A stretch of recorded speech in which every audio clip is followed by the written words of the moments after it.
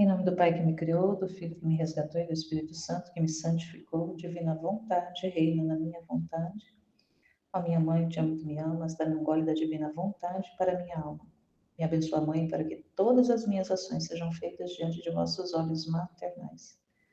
Vinde, Espírito Santo, vinde por meio da poderosa intercessão do Imaculado Coração de Maria, vossa amadíssima esposa e nossa mãe. Amém. Partilha do Retiro 5. O propósito para o qual fomos criados. E nesse Retiro 5, inicia fazendo uma correção e um chamado, ali um chamamento a que nós estejamos atentos a tudo o que a Divina Vontade vai dispondo, produzindo, disponibilizando, principalmente nós do nosso grupo de estudo, aquilo que é produzido no nosso grupo de estudos, no canal, que são trabalhos do próprio Jesus para ser alimento para nós.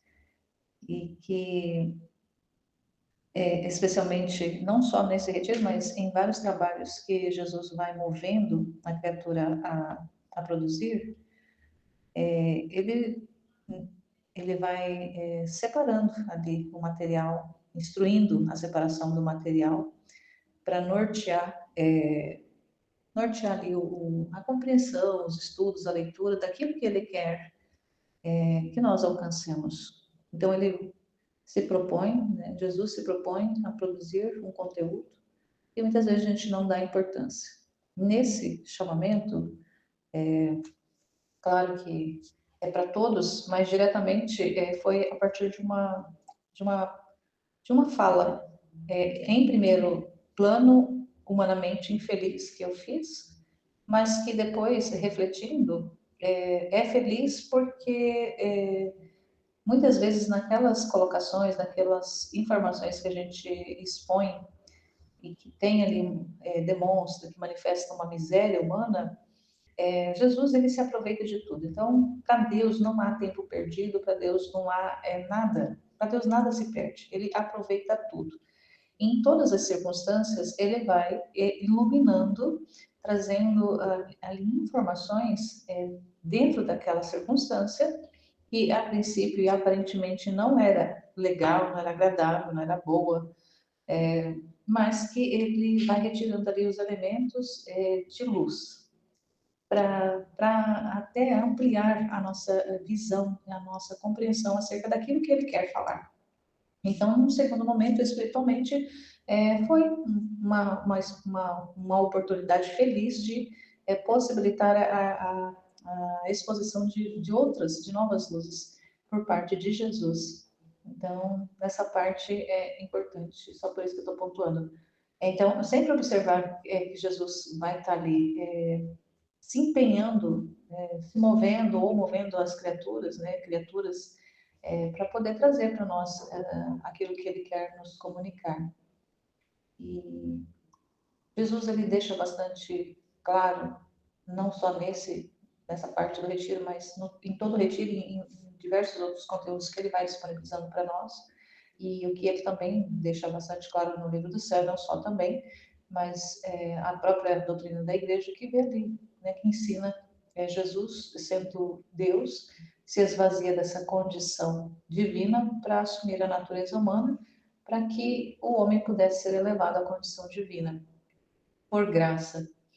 E quando a gente vai vendo as atitudes humanas das pessoas, inclusive essa que eu tive, se a gente ficar preso na atitude humana, a gente vê ali realmente só a baixeza, só a limitação, e não consegue alcançar o que Deus quer demonstrar além do que aparentemente está sendo visto e percebido. E o que aparece além, o que está além, que muitas vezes a gente não alcança, são as realidades espirituais, são realidades divinas que uma circunstância ela pode trazer.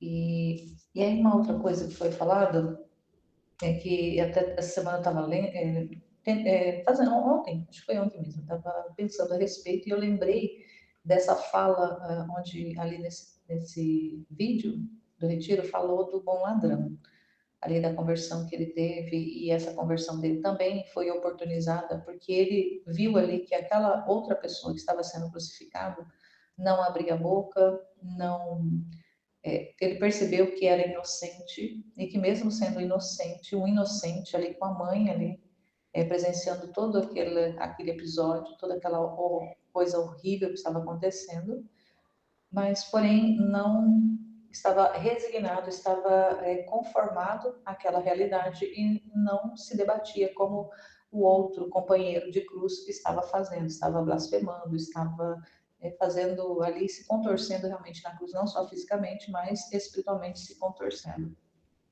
E esse bom ladrão, ao observar essa atitude de Jesus, percebe ele que humanamente não era possível que uma pessoa humana estivesse naquela condição e estivesse aceitando passar por tudo aquilo sem se revolver, sem estar contrariado ali.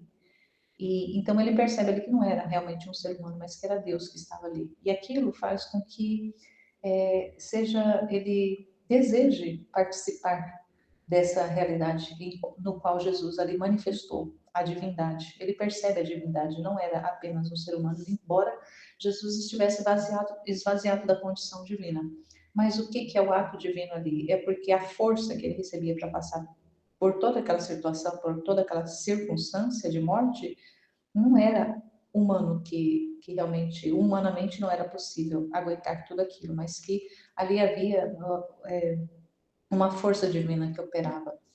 Então, por isso, ele pede a Jesus que, se possível, quando ele estivesse no reino dele, que ele pudesse dar a ele um lugar. E Jesus diz para ele, ainda hoje estarás comigo no paraíso. E ontem eu estava lembrando disso, pensando na realidade da cruz, como foi partilhado no grupo, alguns textos sobre a cruz, e aí eu lembrava assim, nossa, o que a cruz pode fazer com uma pessoa quando ela se deixa ser trabalhada pela cruz. Eu não estou falando aqui de Jesus, eu estou falando do ser humano mesmo, comum, como o bom ladrão. O que a cruz pode fazer com ela?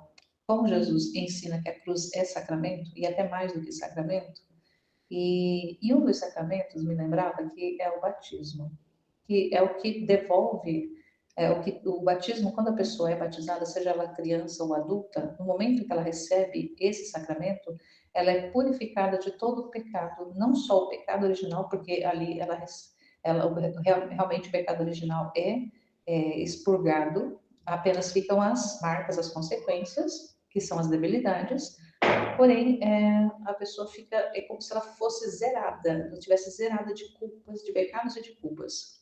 Então, no momento do batismo, se a pessoa morresse logo em seguida, ela iria direto para o céu, porque ela ali, naquele momento, o batismo tem esse poder de deixar a pessoa pura, purificada. Só que, como a pessoa continua vivendo, ela vai fazer escolhas. E essas escolhas, na maioria das vezes, elas são escolhas próprias, e as escolhas próprias, fora de Deus, elas levam a pessoa a ficar.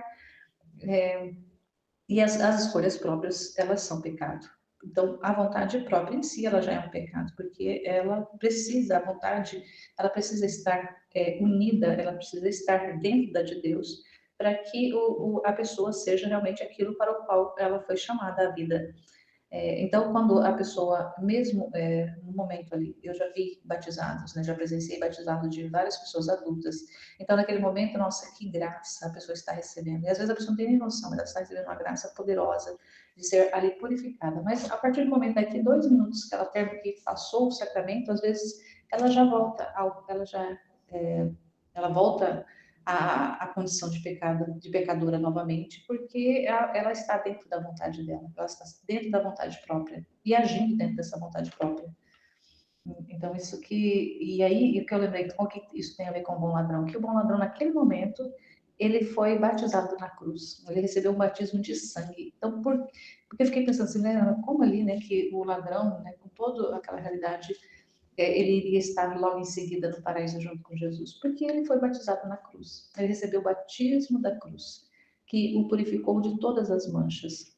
Então não foi aquele batismo da água, aquele batismo da água e do Espírito, mas foi o batismo do sangue, o batismo da cruz que ele recebeu. Então por isso que ele adentrou, ele aceitou e por isso o Senhor ele batiza ele no sangue e ele acessa logo após Jesus. É claro que a gente sabe que ninguém entrou no céu ressuscitado antes de Jesus, mas ele entra logo após Jesus no paraíso, porque foi o que Jesus prometeu a ele. Então, entender isso, que ver nas atitudes humanas, muitas vezes, se a gente ficar olhando só no humano, a gente vai ver só as misérias. Mas quando a gente começa a compreender que muitos dos atos, na verdade o que o Senhor quer conosco é que os nossos atos eles sejam atos divinos, mas para que esses atos sejam divinos, eles precisam ser atos de Deus através de nós. Então, o que Jesus fez na sua humanidade era a própria divina vontade que estava agindo, operando através dele. Por isso que tudo que ele fazia era atos divinos, embora externamente, humanamente, ninguém percebesse. Mas era. É isso que ele quer comunicar para cada um de nós. Que nós assumamos essa condição de seres que são espaço da vida de Deus, através da ação do Espírito Santo, para que a nossa vida seja divinizada, os nossos atos sejam divinizados. E o Espírito Santo vem como esse auxiliador, que vai nos recordando, que vai alimentando a nossa memória para lembrar de tudo aquilo que o Senhor nos ensinou. E aqui entra a questão da realidade da igreja, que o Espírito Santo sendo esse auxílio da igreja, esse sustentador da igreja, o orientador, o direcionador da igreja, ele vai recordando. E foi ao longo dos séculos recordando a igreja, ensinando e caminhando a igreja para poder se elevar na compreensão das realidades espirituais, das realidades realmente divinas. E ao longo, como o ser humano demora tempo para poder ir ali recebendo e sendo instruído, então ele fala, né, num dos textos que foi citado, que a igreja essa uma árvore frondosa e que foi sendo ali, que foi plantada e foi crescendo, foi se expandindo e foi florescendo ao longo desses séculos todos, foi criando substância ali. E é os ensinamentos, são os conhecimentos, é a doutrina toda, é o evangelho todo que foi disseminado, que foi divulgado, que foi pregado mundo afora. E a gente sabe que ainda existe muitos lugares ainda onde o evangelho não chegou, mas a igreja é esse local onde Deus, através do Espírito Santo, vai agindo e guiando e formando. E aí chega num tempo em que essa árvore precisa dar frutos, porque já até floresceu, ou seja, está carregada de virtudes. Tem muitas virtudes na igreja, porém, existe, claro, muitos galhos secos. Mas tem muitos flores, está muito florida essa igreja. Tem muitos santos, muita realidade. Nossa, os sacramentos, quantas preciosidades tem dentro da igreja. E agora essa igreja, ela precisa frutificar. Ela vai frutificar a partir dos conhecimentos do ensino dos conteúdos do livro do céu, que são esses desabafos de Deus, esse ensino todo, esses conhecimentos todos, que vai trazer para as criaturas que estiverem dentro dessa realidade, que receberem essa formação, receberem a partir daí o dom de viver na vontade de Deus, de viver novamente, de adquirir novamente através do dom a, a originalidade com a qual foi criada. Então todos nós estamos dentro desse plano.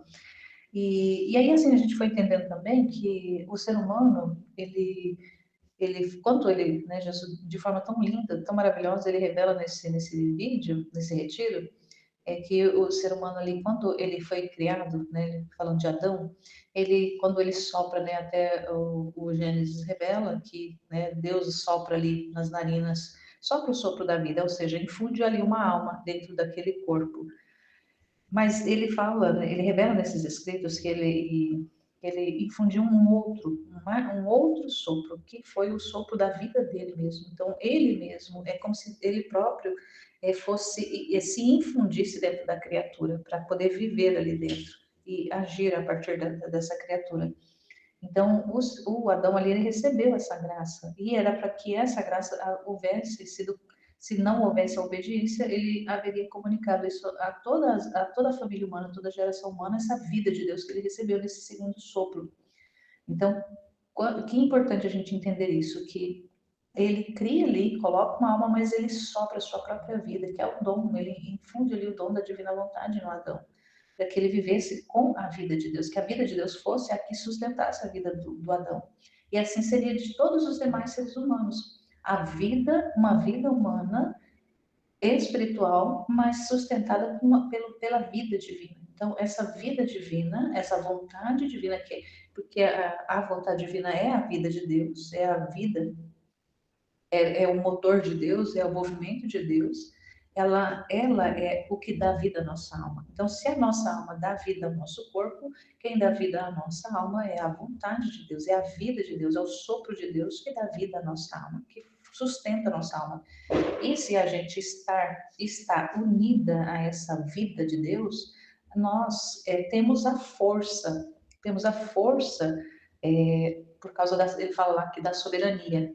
Ele infunde ali uma dupla soberania no homem. E o homem não só reinaria sobre a criação, mas reinaria também sobre si mesmo, teria domínio sobre si, teria uma vontade fortalecida pela vontade de Deus. Então, é uma vontade humana que está dentro da de Deus e é fortalecida, alimentada, guiada pela de Deus, sustentada pela de Deus. E quando o homem sai para viver com a vontade própria, ele acaba que ele perde, né? Que é o pecado, ele perde essa força de Deus, essa vida de Deus operando diretamente dentro do homem. Então aí Deus passa a operar de forma indireta, sustentando o homem sim, mas só dando a ele a condição da existência. Porém, há essa força ali de domínio, de controle, de entendimento, de sabedoria, de, de estar realmente ali, de ter de estar intimamente, não só intimamente, mas estar totalmente ligado a Deus, estar fundido com Deus, ele perde. Então, por isso, dá vontade fraca. Então, a vontade fraca é por causa que acontece essa ruptura com a vontade de Deus. Então, a vontade humana, rompida com a de Deus, ela se torna fraca. Então, por isso o homem fica sujeito a todas as debilidades, a todas as misérias, toda a inconstância, tudo aquilo que é ruim vai vindo dessa ruptura né, de sair, né, do homem se retirar, querer viver por conta própria fora de Deus. E aí a gente entende também que quando Deus criou o ser humano, e às vezes o homem acha, quando ele pensa em Deus, ele acha que Deus o fez livre para ele ser um outro Deus. É como se Deus criasse um outro Deus e deixasse esse outro Deus independente dele. Mas Deus não nos cria como um outro Deus para vivermos independente dele, não. Ele nos cria com uma condição de que a nossa existência, para que ela realmente seja uma existência feliz, uma existência plena, ela está diretamente relacionada com Ele, ligada com Ele. Então, o livro do Céu vai revelar, e até mesmo o catecismo dizem, a doutrina da igreja, que quando Jesus assume a condição humana, dessa natureza humana, ele faz isso também para que nós tivéssemos a condição de sermos elevados por ele à condição divina. Então, ele nos diviniza e sim forma em nós, criaturas, outros pequenos deuses. Então, nós nos tornamos um outro Deus, mas não a natureza de Deus, mas sim a semelhança dele. E por estarmos dentro dele. Então, essa condição de sermos Deus em Deus e não fora de Deus. Mas muitos seres humanos acham que a liberdade dá ao homem o direito de ser Deus de si, de ser Deus até do outro, porque Deus me deu a liberdade, então eu posso fazer, eu posso decidir, eu posso escolher fora dele, porque ele me escolheu livre. Então, se ele me escolheu livre, eu escolho não dizer não para ele, para o meu Criador. Mas Deus não nos fez com essa condição. A liberdade, ela foi não colocada para nós para que nós o amássemos de forma livre. Mas a gente precisa entender que essa liberdade, ela só vai ser plena se ela estiver ligada à vontade de Deus, se ela estiver fundida com a vontade de Deus. E ele é um pai que é aquele pai que se preocupa com tudo, que é aquele pai que vai cuidar de tudo para que a nossa existência ela se dê, ela aconteça da forma mais perfeita possível. É ele que faz todo o trabalho. Nós apenas vamos cooperando e correspondendo com o trabalho de Deus, com o trabalho desse pai, desse Criador que nos fez. E então entender essa realidade de que essa independência de Deus ela não é possível, porque a independência de Deus vai só gerar a morte. Então, a vida de verdade ela está em Deus. Então, por isso que a gente precisa compreender e estar livremente nele para poder a gente ter a vida. Então, tá, beleza, livremente eu não quero Deus. Então, qual que é o pagamento disso? É a morte. Porque São Paulo até diz, né? O salário do pecado é a morte. Então, o que é o pecado? A gente está entendendo. E Jesus está deixando isso bem claro. O pecado é o quê? É a vontade própria. A vontade própria, ela se desliga de Deus, porque a vontade própria não tem como ela coexistir com a de Deus. Então, se a criatura opta pela vontade dela, pela vontade própria, ela se desliga de Deus. E se desligando de Deus, que é o pecado, ela vai receber como consequência a morte. Então, o pecado gera a morte. É essa a consequência. Então, eu posso escolher sim viver fora de Deus, só que o pagamento dessa escolha é a morte. Então, até que aconteça a morte mesmo do corpo, que é que é o final da peregrinação nessa terra, essa ruptura com a vontade de Deus, embora essa vontade ela esteja concorrendo, porque nada existe fora da vontade de Deus, mas uma vez que eu escolho viver independente, ou seja, não prestar conta, não estar sob o comando mesmo da vontade de Deus, porque essa vontade não que é uma vontade tirânica, opressora, não, mas é uma vontade amorosa que dá vida, que traz a vida, que traz a felicidade, que traz a plenitude, que traz tudo o que é bom. Então, a vontade de Deus só comunica aquilo que é bom. Mas se eu não estou satisfeita com essa realidade de tudo que é bom que vem de Deus, eu digo não para ele e eu vou colher as consequências. Mesmo que até por um certo tempo essas escolhas me tragam contentamentos terrenos, me traga realizações humanas, realizações terrenas temporais, mas elas vão ficar no tempo.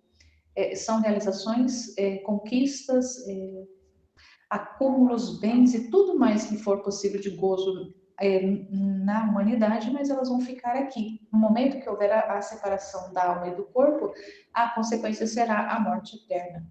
Porque eu escolhi viver fora de Deus e não quero saber de Deus, nem aqui, nem na eternidade. Então, é esse pagamento. O pagamento é a morte.